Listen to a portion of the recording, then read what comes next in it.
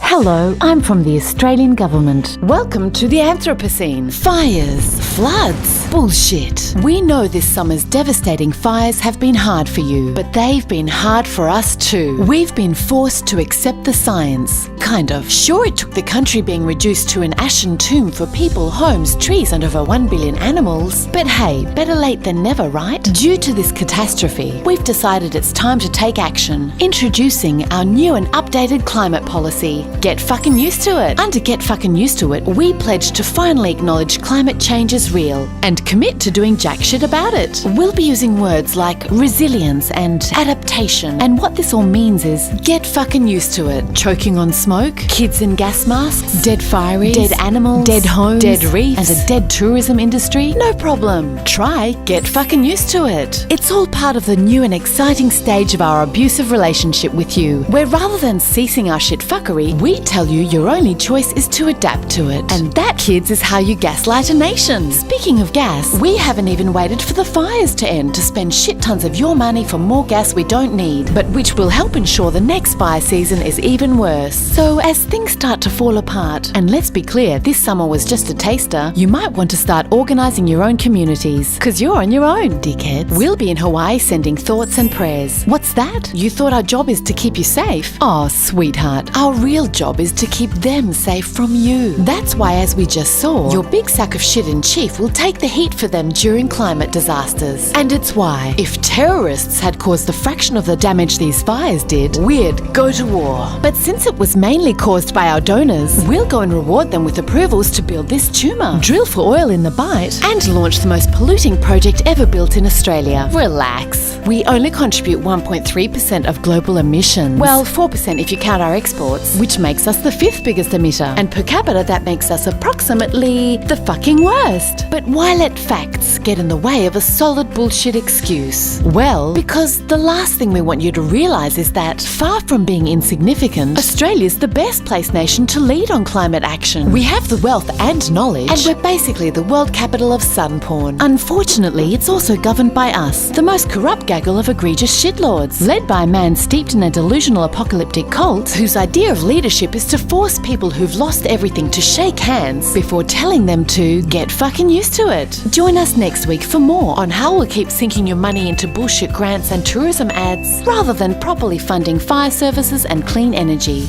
Australian government. So where the bloody hell are you? No, seriously, we can't see you through all the smoke. Authorised by the Department for Thoughts and Prayers.